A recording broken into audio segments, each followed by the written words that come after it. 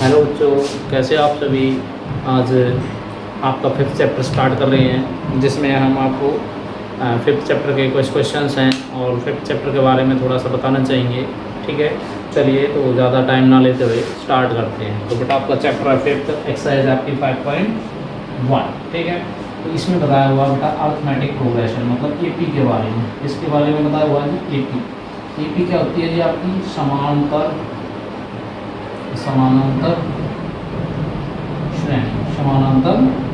श्रेणी। ठीक है, या समांतर श्रेणी बोल सकते हैं, समानांतर। ठीक है, जैसे इसमें हमें इससे ही पता चल रहा है कि भाई इसमें क्या होना चाहिए, जो आपका अंतर है वो क्या है, समान अंतर होना चाहिए, समान अंतर। ठीक है, जिसका डिफरेंस बराबर हो। ठीक है, वो हमारी एपी कहलाएगी। जैसे हमने माना जी 2, 4, 6, 8 अप टू 100। ठीक है, आगे बहुत ज़्यादा है। ठीक है, अब इनका डिफरेंस चेक करो भाई, इसको इसमें से लेस करेंगे 2, इसका डिफरेंस 2, इसका डिफरेंस 2, तो हम कह सकते हैं कि ये हमारी क्या है, एपी है। और एपी कौन सी नहीं होगी, जिनका डिफरेंस इक्वल नहीं होगा, जैसे 3, 7, 5, 9 और आगे भी आपकी इस तरीके से जा रही है। ठीक है, अब इनका डिफरेंस चेक करोगे, ये 4, 2, 4। ठीक है, तो इनका क्या है, डिफरेंस आपका बराबर नहीं आ रहा है, तो हम इसको कह सकते हैं कि एपी नहीं है, अर्थमेटिक प्रोग्रेशन नहीं है। अब आते हैं आपके फर्स्ट क्वेश्चन पे। ठीक है, फर्स्ट क्वेश्चन क्या कहता है, फर्स्ट क्वेश्चन आपका ये कहता है बेटा, देखिए, इन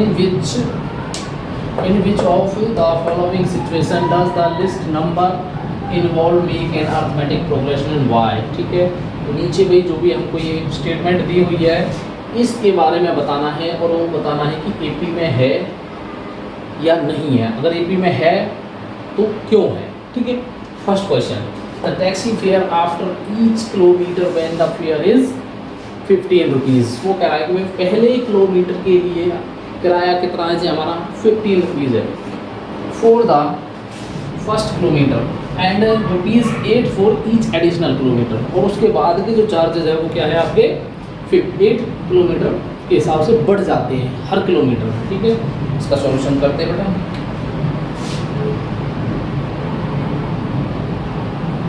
देखिए सबसे पहले यहाँ पे जो भी आपको किराया दे रखा है तो यहाँ पे लिखेंगे हम taxi fare for first kilometre. कितना जी, ये फिक्स है हमारा, कितना 15 रुपीज़। ठीक है, और इसको ये किससे डिनोट करेंगे हम, ये हमारी फर्स्ट टर्म भी होगी। क्या होगी हमारी फर्स्ट टर्म E1। ठीक है, उसके बाद एडिशनल चार्ज बता रहा है वो कितना, यहाँ पे लगाओ भाई, 4 ईच किलोमीटर एडिशनल चार्जेस।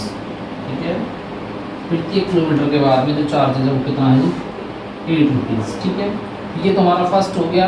अब अगर हम सेकंड टर्म निकालें या दूसरा पद इसका निकालें तो क्या हो जाएगा, 15 में 8 प्लस हो जाएगा, कितना बन जाएगा 23 रुपीज़।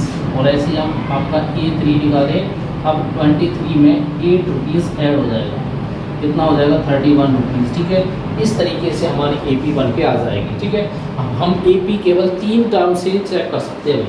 ठीक है, अब सबसे पहले तो भाई यहाँ पे एपी लिख लेते हैं कि हमारी एपी क्या है जी, एपी क्या है हमारी, जैसे फर्स्ट टर्म में 15, सेकंड टर्म 23, थर्ड टर्म 31 और आगे ऐसे ही चलती जाएगी। ठीक है, अब सबसे पहले अब हमें ये चेक करना होता है कि एपी में है कि नहीं है। अब एपी में होने के लिए क्या करेंगे, सबसे पहले चेक करेंगे इसका कॉमन डिफरेंस। ठीक है, इसका कॉमन डिफरेंस चेक करते हैं।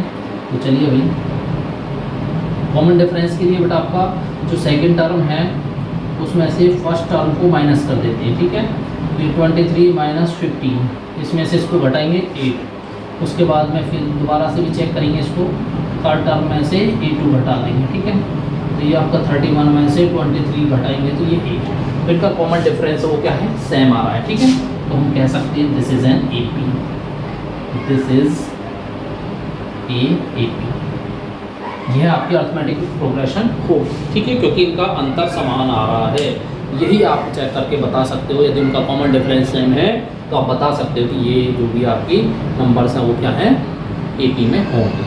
ठीक है, तो आशा करते हैं बेटा आपको समझ आया होगा, ठीक है। तो चलिए नेक्स्ट क्वेश्चन पे चलते हैं।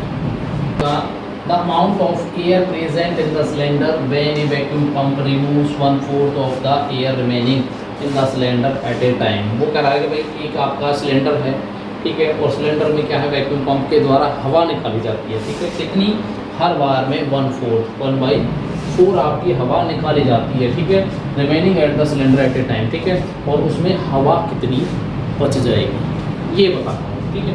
चलिए देख लेते हैं, ठीक है। तो सबसे पहले हमें उसमें हवा नहीं पता कि कितनी होगी, तो उसको मान के चलेंगे let air, let the air, late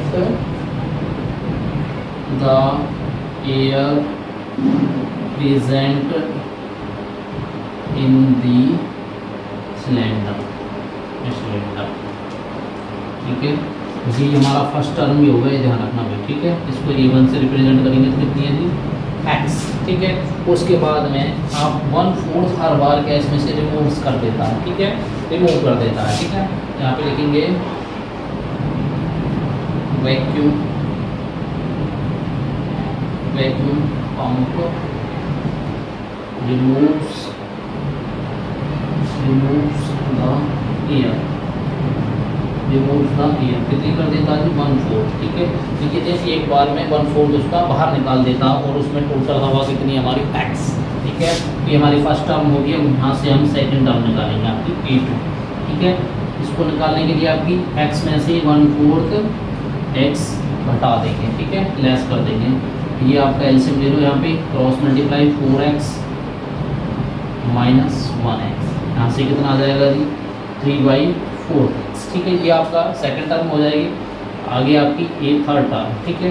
अब आपका 3/4, उसमें कितनी हवा कितनी रह गई 3/4, तो 3/4 x में से लेस होगा कितना 1/4 किसका 3/4x का, इसमें से इसका लेस होगा, ठीक है। चलिए आगे कर लेते हैं जी 3/4x माइनस इसकी मल्टीप्लाई हो जाएगी का 4 × 4 16x, ठीक है।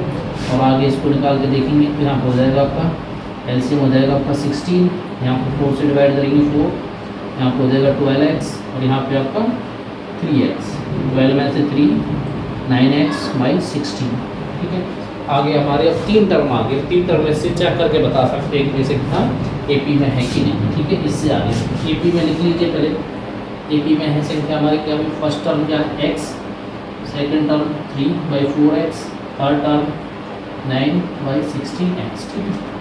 उसके बाद हम क्या करते थे, आगे आपकी इस तरह से चलती रही, ठीक है। कॉमन डिफरेंस चेक करते थे, डिफरेंस तो क्या होता था हमारा A2 माइनस A1, 3/4x में से आपका x घटाएंगे, इनका एलसीएम लेंगे 4, क्रॉस मल्टीप्लाई करेंगे, यहाँ पे तो 3x ही रहेगा और यहाँ पे 4x, ठीक है। इसको इसमें से घटाओगे तो -x/4, और अगला चेक करेंगे तो आपका A3 minus A2 9/16x minus 3/4x, इसका एलसीएम लेंगे 16 हो जाएगा, यहाँ से 9x, यहाँ पे 4 4 जा 16 और 4 3 जा 12, माइनस का 3/16x। अब ये डिफरेंस हमारा अलग आ रहा है, ये डिफरेंस अलग आ रहा है, ठीक है। तो हम कह पाएंगे this is not an AP, ठीक है। तो हम क्या करेंगे इसको, this is not an AP, यह आपकी एपी में नहीं होगी क्योंकि इसका डिफरेंस अलग अलग आ रहा है, ठीक है। तो ये आपका सेकंड क्वेश्चन का सॉल्यूशन हो गया।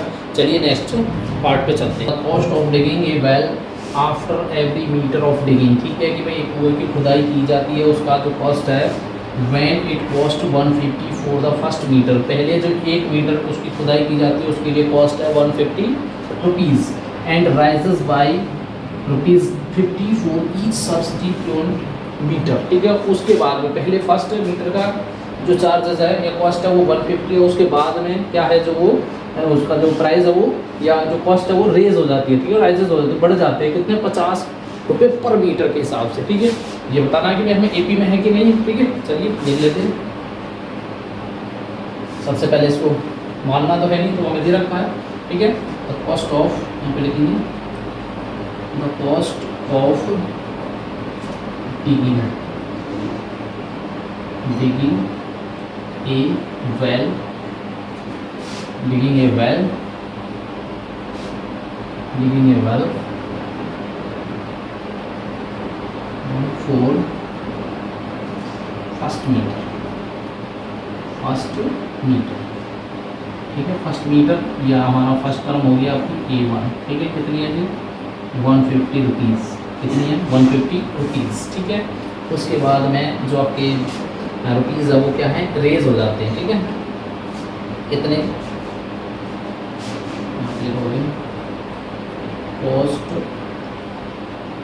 Rises for each subsequent meter, ठीक है। उसके बाद के लिए जो मीटर में प्रत्येक मीटर की जो चार्जेस हैं कॉस्ट है वो कितना है 50 रुपीज़ इंक्रीज़ हो जाते हैं, बढ़ जाते हैं 50 रुपये, ठीक है। अब यहाँ से हमारा A1 पता चलेगी, उसके बाद में हम यहाँ पे से A2 मतलब सेकंड टर्म इसकी पता करेंगे। देखो भाई पहले के लिए तो फिक्स है और दूसरे किलोमीटर के दूसरे मीटर के लिए 50 रुपये और अलग से हैं, तो जो आपकी सेकंड टर्म होगी वो कितनी हो जाएगी जी 200 रुपीज़, ठीक है। और ऐसी आपकी थर्ड टर्म हो जाएगी, अब आपकी 200 में कितना ऐड हो जाएगा 50, ये हो जाएगा जी 250 रुपीज़, ठीक है। अब यहाँ पे हमें फर्स्ट सेकंड और थर्ड, ठीक है, तीनों टर्म पता चल गई। यहाँ पे हम AP लिख लेते हैं, भाई AP क्या हमारी, तो फर्स्ट है हमारी 150, उसके बाद 200 और 250 और आगे इसी तरह से चलती रहेगी, ठीक है। अब इनका हम चेक करते हैं जी क्या कॉमन डिफरेंस, ठीक है। कॉमन डिफरेंस सेम है कि नहीं, कॉमन डिफरेंस के लिए क्या करेंगे इसका D चेक कर लेंगे, मतलब A2 में से A1 माइनस हो जाएगा, ठीक है। A2 में से माइनस हो जाएगा तो क्या हो जाएगा 200 माइनस 150, तो डिफरेंस कितना आ गया जी 50। और ऐसे ही आपका नेक्स्ट टर्म कर लेंगे A3 माइनस A2, ये आपका 250 माइनस 200, तो यहाँ से भी आपका जो है डिफरेंस क्या है बराबर आया, बिल्कुल इसका भी 50 आया, इसका भी 50 आया, तो हम क्या लिख सकते हैं भाई दिस इज A80, ठीक है। यह जो आपकी है वो अर्थमेटिक प्रोग्रेशन होगा, ठीक है। The amount of money in the account every year, ठीक है, कि भाई कोई रुपया या कोई पैसा अकाउंट में हर साल डाला जाता है। When ₹10,000 is deposited at compound interest, ठीक है, चक्रवृद्धि ब्याज पर 10,000 रुपये उसमें डाले जाते हैं। एट इंटरेस्ट है जो उसका वो 8% पर एनम, मतलब हर साल आपको 8% उस पर क्या है ब्याज मिलेगा, ठीक है। तो वो राशि कितनी होगी, ठीक है, साल दर साल कितनी हो जाएगी, ठीक है। इसमें अमाउंट पूछा हुआ है, ठीक है। चलिए बेटा इसको देख लेते हैं। तो इसमें जो बेटा आपकी जो डिपॉजिट मनी है या हमारा जो प्राइस है उसको हम लिख सकते हैं या प्रिंसिपल लिख लेते हैं प्रिंसिपल, ठीक है। और इसी को ये हमारा फर्स्ट टर्म भी होगा कितना जी 10,000। उसके बाद में इसमें रेट कितना जी आपका दे रखा है 8%, ठीक है। और टाइम आपका टाइम है 1 ईयर, ठीक है। यहाँ से हम चेक कर पाएंगे, ठीक है। अब आपका अमाउंट का फॉर्मूला क्या होता है, निकालना क्या है इसमें अमाउंट निकालना क्या है अमाउंट निकालना, ठीक है। तो अमाउंट का फॉर्मूला इसमें यूज़ करते हैं। अमाउंट का फॉर्मूला होता है जी 1AP plus P multiply 1/R/100 और पावर होती है T टाइम। यहाँ पे A निकालना हमें, P दे रखा कितना 10,000, 1 प्लस रेट कितनी है जी 8/100 टाइम 1 ईयर, ठीक है। यहाँ से काटोगे 4 2 और 25, यहाँ से इसको सॉल्व करोगे 10,000, तो इसको सॉल्व करोगे तो ये 25 और 25 को 27/25 पावर 1 है, तो इसको एक बार इसके साथ में क्या हो जाएगा तो मल्टीप्लाई हो जाएगा, ठीक है। 25 से इसको कैंसिल करेंगे, 25 से 4 ये 0, ठीक है। और इसको इसके साथ में मल्टीप्लाई करो 0 0, तो जो आपका सेकंड ईयर का या हम कह सकते हैं कि जो आपकी सेकंड टर्म होगी वो क्या होगी जी 10,800, ठीक है। यहाँ तक तो हो गई हमारी सेकंड टर्म। अब यहाँ से निकालेंगे जो आपकी थर्ड टर्म, ठीक है, जिसके लिए बिल्कुल सेम वही कंडीशन रहेगी, लेकिन अमाउंट अब की बात, ठीक है। जो आपका प्रिंसिपल है वो ये हो जाएगा, ठीक है, 10,800। यहाँ पे हम लिखेंगे प्रिंसिपल हो जाएगा जी 10,800, 1 प्लस रेट वही 8% पर 100। आपके फर्स्ट ईयर के लिए निकाला था, अब सेकेंड ईयर के लिए निकालेंगे तो 2 साल हो जाएंगे, ठीक है। इक्वल्स टू आपका वही 10 तो 10,800 मल्टीप्लाई, इसको काटेंगे 4 2 और 4 से 25, इसकी मल्टीप्लाई करेंगे तो ये हो जाएगा आपका 27/25 और पावर हो जाएगी इसकी कितनी 2। इसको सॉल्व करेंगे 10,800 मल्टीप्लाई, इसको 2 बार ओपन कर लेंगे, ठीक है, ये 25 27 और ये 25। अब यहाँ पे इसको कैंसिल आउट करेंगे, सॉरी ये कर लेना 10,000 ही रहेगा, ठीक है। तो इसको कैंसिल आउट करोगे 20 से 25 से 400 और फिर इसको काटोगे इससे तो ये आपका कट जाएगा कितना 8 बार, ठीक है। इसको इससे कैंसिल करोगे तो 8 बार हो जाएगा। अब इनकी मल्टीप्लाई करोगे तो कितना आएगा भाई 11,864 ये रुपीज़ आएगा। ये आपका सेकेंड ईयर के लिए हो जाएगा, ठीक है। तो ये हो जाएगा आपका थर्ड टर्म। अब हमें एपी चेक करने के लिए कितने चाहिए थे, 3 ही टर्म तो चाहिए थी, ठीक है। तो E1 फर्स्ट टर्म हो गया हमारी ये, सेकंड टर्म होगी जी हमारी ये, और थर्ड टर्म होगी हमारी एपी। बना लीजिए बिल्कुल, AP first term 10,000, second term 10,800, third term 11,864 और आगे भी ऐसे ही बढ़ती चली जाएगी, ठीक है। अब यहाँ पे इसका कॉमन डिफरेंस चेक कर लेते हैं। ये हो जाएगा जब आपका 10,800, ठीक है, माइनस हो जाएगा 10,000, इसमें से कितना डिफरेंस आएगा जी 800। अगला चेक करेंगे 11,864 में से 10,800, ठीक है, और यहाँ से आपका 864 ये होगा आपका 11,664। तो यहाँ पे भी लेस किस में से होगा 11,664 में से, ठीक है। तो आपके दोनों डिफरेंस क्या है अलग अलग आएंगे, ठीक है। और इस तरीके से हम बता सकते हैं भाई this is not an AP, not an AP. तो यह जो सीरीज़ है वो क्या है आपकी एपी में नहीं होगी, ठीक है। इस तरीके से हम इसको एक्सरसाइज को जो आपका 5.1 के फर्स्ट क्वेश्चन के सभी पार्ट इसमें कंप्लीट हो जाते हैं, ठीक है। नेक्स्ट वीडियो लाएंगे आपके अगले क्वेश्चंस पे, ठीक है। कोशिश करेंगे उनको भी कंप्लीट कराने की, ठीक है। लेकिन इनमें क्वेश्चन बहुत ज़्यादा हैं तो कोशिश करेंगे धीरे धीरे इसको कंप्लीट कराने की, ठीक है। तो वीडियो को लाइक शेयर एंड सब्सक्राइब ज़रूर करना। और ये मेरा यूट्यूब चैनल है मैथ लर्निंग के नाम से, इस नाम से फाइंड आउट नहीं हो तो आपको s.d.k.100 के नाम से मेरा चैनल मिल जाएगा। धन्यवाद दोस्तों।